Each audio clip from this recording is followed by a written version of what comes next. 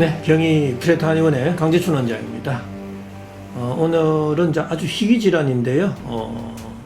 표피 박리성 과곽화증이라는 질환이 있습니다. 어린선의 일종으로 보기도 하는데요. 이거에 대해서 좀 심층 분석을 좀 한번 해드리겠습니다.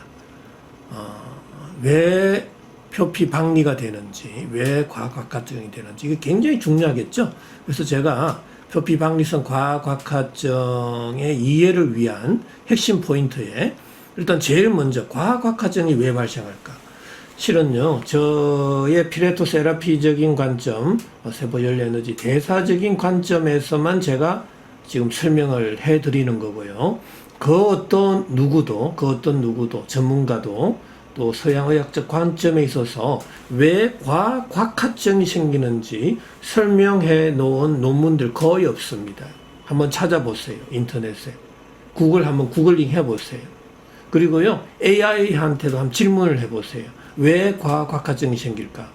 정확한 대답을 할 수는 없을 겁니다. 그런데 오늘 저의 동영상을 보시는 분들은 확실하게 개념을 잡고 또 질병이 있는 분들은 치료가 될 수 있다라는 확신을 가질 수 있을 겁니다. 자, 두 번째로는 표피가 왜 박리가 되느냐 이거죠. 뭔가 떨어져 나가잖아요. 희한하지 않습니까? 왜 떨어져 나가죠, 피부가? 근데 우리가 강력한 교통사고로 인해서 충격이 갔을 때는 피부가 벗겨지죠. 그거 이외에는 벗겨질 일이 없잖아요. 그런데 표피가 박리가 되었다라는 것은 뭔가 강력한 힘이 갔을 거라는 겁니다. 저는 그 힘을 찾아냈다라는 사람이고요. 그래서 모든 질병을 세균과 바이러스적인 관점에서 바라보면 정말 이해하기 어려워요. 지금 잘 생각해 보세요. 어느 병원 가서 왜 표피가 박리가 되죠? 왜 곽화증이 생기죠? 라고 질문 한번 해보세요. 아마 의사분들 뻥칠걸요? 대답 못합니다.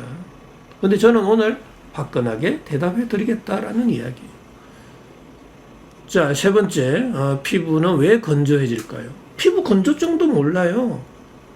왜 피부가 건조해지죠? 한번 곰곰하게 생각해 보세요. 피부 건조하면요, 벌써 보습제가 그냥 머릿속에서 이렇게 아른거린단 말이죠. 보습제 바르면 되지 뭘 그걸 걱정하느냐라고 하겠지만, 피부 병이 있는 사람이 보습제를 바르면요, 피부는 더 건조해지는 거 아시죠?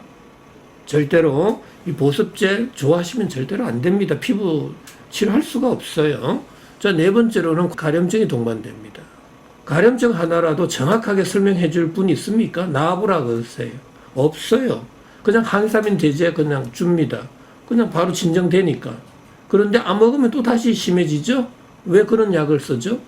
저는 그렇게 일시적인 치료 방법 원하지 않습니다. 자, 다섯 번째, 왜 인설과 각질이 생기느냐 이겁니다. 뭔가 허연 인설들, 각질, 비듬이 막 생기잖아요. 그건 또 왜 생기냐고요? 유전입니까?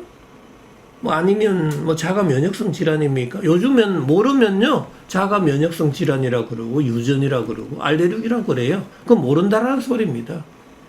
반박할 수도 없어요. 그렇다는데 어떻게 반박을 합니까? 안 그래요? 그러나 저는 용납 못해요. 왜 가려움증이 생기죠? 왜 인설과 비듬, 각질이 생기죠? 왜 곽화증이 생기죠? 왜 표피가 박리가 되죠? 그거 다 설명해 줘야죠. 안 그래요?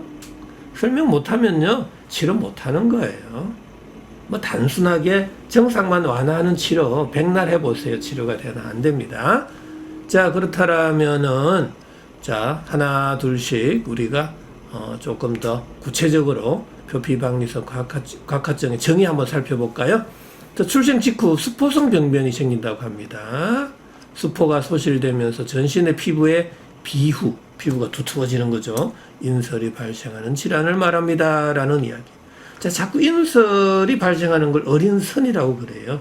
실은 뱀살처럼 되는 건데, 실은 전형적인 어린선하고는 약간 좀 상황은 좀 다릅니다. 정상은. 하지만은 어린선의 분류에 속하는 것 중에 하나의 질환으로 보셔도 되겠습니다.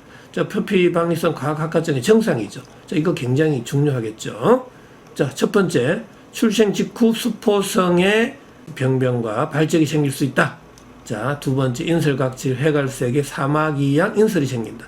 사마귀양 인설이 생긴다. 뭔가 볼록하게 이렇게 튀어나온다는 거죠. 왜 튀어나와죠? 바로 응력이 강해져서 뭔가 밀어내는 힘에 의해서 튀어나왔다라는 이야기예요. 자, 세 번째 수장 족저에서 심한 과학학화증이 있다. 자, 이거 굉장히 중요한 이야기인데요. 수장, 손바닥, 발바닥 쪽에 학화증이 많이 생긴단 말이죠. 자, 그 이유를 아셔야 되는데 손, 발바닥은 마찰이 많은 부위입니다. 마찰이 많은 부위로 열이 많이 쏠리게 돼 있어요. 그래서 손, 발바닥에 과학학화증이 심하게 나타날 수 있다라는 이야기입니다. 자, 네 번째 현미경 소견상 현저한 과학학화증 및 부종의 소견을 볼 수 있다라는 이야기죠. 자, 이러한 증상들이 왜 발생하는지 차근차근 제가 오늘 설명을 드릴게요. 자, 그러면은 이거는 대표적인 지금 표피박리성 과학학화증의 증상입니다. 한번 유심히 살펴보면 이 피부가 지금 떨어져 나가죠? 이렇게 떨어져 나갑니다. 잘 보시기 바랍니다. 그리고 알고 보면 색소 침착이 돼 있죠. 색소 침착이 돼 있다는 소리는 뭔가 피부 온도가 올라갔다라는 증거죠. 피부 온도는 왜 올라가죠? 외부에서 열을 가하지도 않았는데 바로 저는 심부 온도가 내려가서 모공이 닫혀서 피부 온도가 올라갔다라는 이야기입니다. 자, 과색소 침착증이 되어 있다라는 거 한번 유심히 살펴볼 수 있겠고요. 인설과 각질이 다 보이고 또 피부에 표피의 박리 현상이 생길 수 있다라는 이야기입니다. 자, 전형적인 표피박리성 과학학화증의 증상입니다. 자, 그렇다면은 이제 표피박리성 과학학화증의 발생 기전에 대해서 제가 한번 피레토 세라피적인 관점, 세포열 에너지 대사적인 관점이죠. 반드시 기억해 주셔야 됩니다. 이 피레토 세라피를 좀 이해하시려면 제 이론을 좀 아셔야 됩니다. 뭐 기존에 설명 들었던 분들은 뭐 다 이해하실 건데 처음 보시는 분들을 위해서 제가 간단하게 좀 설명을 드리겠습니다. 일단 이 피레토 세라피는 심부 온도를 최적화시켜주는 치료고요. 심부 온도가 항시 37도일 때 무병 장수한다라는 이야기입니다. 심부 온도가 자꾸 내려가 버리면 우리가 수명이 단축이 된다. 질병에 노출이 될 수 있다. 면역력이 떨어질 수 있다라는 이야기입니다. 자, 그런데 중요한 게 있어요. 심부 온도가 내려갈 때는 피부 온도가 올라갑니다. 심부 온도 올라갈 때 피부 온도는 내려가고요. 자, 이거 굉장히 중요한 겁니다. 꼭 반드시 기억하셔야 되고요. 심부 온도라는 것은 뇌를 포함한 오장육부의 온도고 피부 온도는 두피를 포함한 사지의 온도입니다. 그래서 심부 온도가 올라갈 때는 피부 온도가 내려가고 심부 온도가 내려갈 때는 피부 온도를 올려서 항시 체온의 항상성을 유지하게 되는 거죠. 체온이 일정해질 때, 체온이 37도일 때 세포는 정상적인 생리 기능을 할 수 있고 생명 현상을 발휘하게 되고 그때 건강을 유지할 수 있다라는 이야기입니다. 이거 굉장히 중요한 이론이에요. 자, 그런데 이 심부 온도가 장기간 내려갔을 때 문제가 된다 이겁니다. 제 이론은 심부 온도가 장기간 내려갔을 때는 네 가지 현상이 생기는 겁니다. 하나는 피부 온도가 올라가요. 그 다음에 표면 장력은 약해지고 응력이 강해진다 이 소리입니다. 세 번째로는 모공이 닫히고 네 번째로는 땀의 분비가 줄어든다라는 이야기입니다. 자, 심부 온도가 내려갈 때 이 네 가지의 생리 병리적인 현상은 반드시 기억해 주셔야 됩니다. 이것만 기억하고 모든 질환에 응용할 수 있다라는 이야기입니다. 자, 이러한 심부 온도의 저하가 장기화됐을 때 우리가 그러면 다양한 질병이 발생할 수 있다라는 이야기고요. 심부 온도의 저하는 바로 면역력의 저하다라는 겁니다. 자, 꼭 기억해 주시고 그러면 표피박리성 과학학화증에 대해서 제가 한번 자세하게 또 설명을 드리겠습니다. 자, 표피박리성 과학학화증의 발생 기전입니다. 어떤 형태로든 어렸을 때부터 생겼다라면 태아의 심부 온도가 내려갔다. 자, 우리가 결혼을 하기 전에 우리가 어떤 약을 먹었는지 또 어떤 환경에 놓였는지에 따라서도 이 산모의 심부 온도는 달라질 수 있습니다. 그리고 또 임신한 이후에 산모의 또 먹거리라든지 환경에 의해서도 심부 온도가 결정이 되거든요. 결혼 전이든 결혼 후든 임신 중이든 간에 이 산모의 심부 온도가 내려가 버렸다라는 이야기예요. 자, 그렇게 되면 태아의 심부 온도도 내려가는 거예요. 그럼 태아의 심부 온도가 내려가는 순간 우리는 시상하부에서 명령을 내려버립니다. 모공을 빨리 닫으라고 손발 끝에서 먼저 닫혀버려요. 몸에서 열은 발생하고 그럼 그 열 에너지는 전신으로 골고루 분산 방출이 안 되거든요. 그러면 어느 한쪽으로 열이 쏠리잖아요. 그게 바로 구멍, 관절, 마찰이 많은 쪽이란 말이죠. 자, 구멍이 있는 곳은 얼굴, 관절, 무릎 관절, 손 관절, 손목 관절, 발목 관절. 자, 그런 쪽으로 열이 쏠릴 수 있고요. 그 다음에 아까도 말씀드렸듯이 손바닥, 발바닥 쪽으로 열이 확 쏠린단 말이에요. 바로 그때 그 부위에, 열이 쏠린 부위에 피부 온도가 급상승하게 되고 바로 염증이 될 수 있다라는 이야기입니다. 바로 염증의 전형적인 증상들이 나타날 수 있겠죠. 발적, 발진, 부종, 홍반, 작혈감, 화끈거림, 따가움, 심한 경우는 통증까지 나타날 수 있고요. 자, 그 이외에도 모공이 장기간 다치게 되면 피부는 건조, 균열, 태선화가 되거든. 자, 이게 굉장히 중요합니다. 피부는 건조해지고 갈라지고 두터워진다 이겁니다. 자, 그리고 각질 세포 간의 점착성마저 줄어들 때는 인설, 각질, 비듬과 같은 탈락성의 증상이 생긴다라는 이야기입니다. 떨어져 나간다라는 이야기. 인설이 생기고 각질이 생기고. 자, 이해가 되셨습니까? 모공이 다쳐서 피부로의 저 각질 세포 말초에까지 수분 공급이 안 된 겁니다. 그러니까 그 각질 세포는 붙어 있을 힘이 없는 거예요. 물이 없으면요, 모든 이 우주 삼라 만상은 다 먼지가 되는 거예요. 그래서 떨어져 나간다라는 이야기입니다.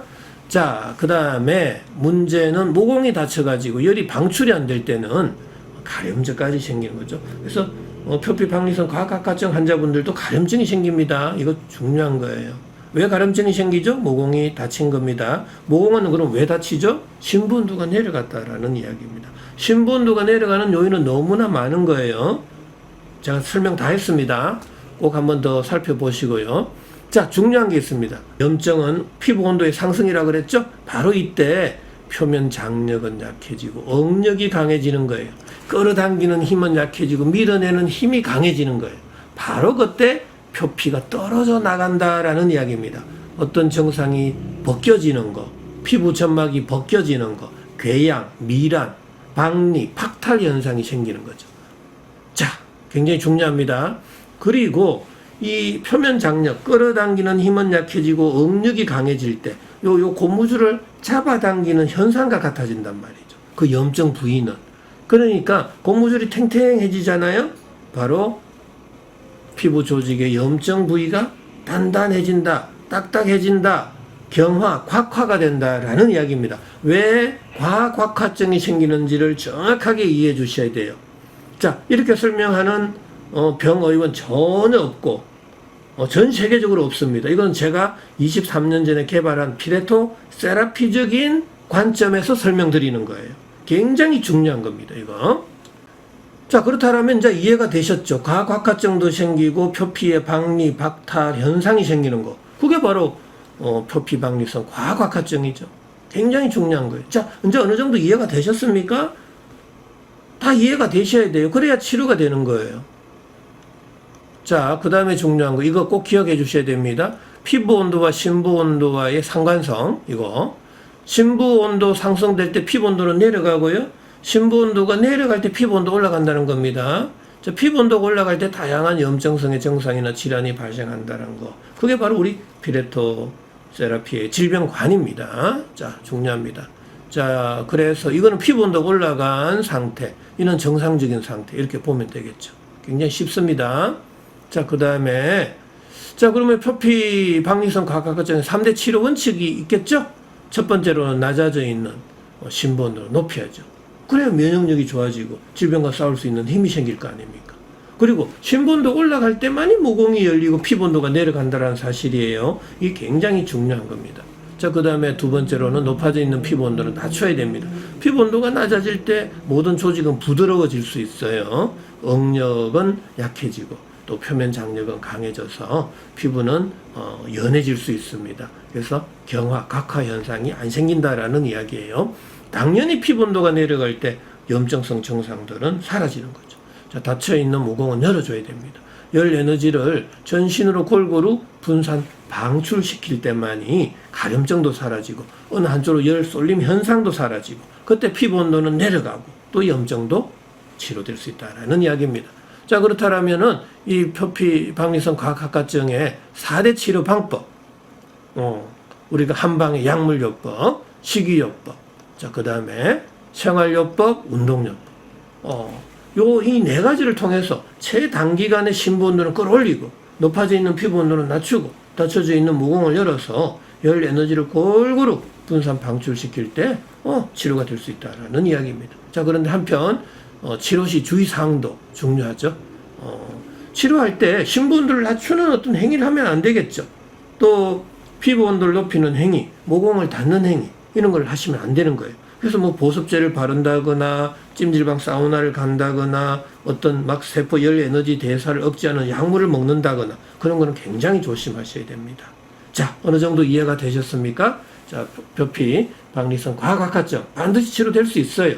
하지만 그 치료할 때 뭘 조심해야 될지, 뭘 먹어야 될지, 뭘 안 먹어야 될지, 자, 이런 거 하나하나 다 체크해 나가셔야 되고요. 저희 한의원에 오면 그러한 관점에 있어서 자세한 설명을 해드리고 있습니다. 자, 너무 걱정하지 마시고요. 자, 오늘도 피부병 없는 하루, 가려움증이 없는 하루 되시기 바랍니다.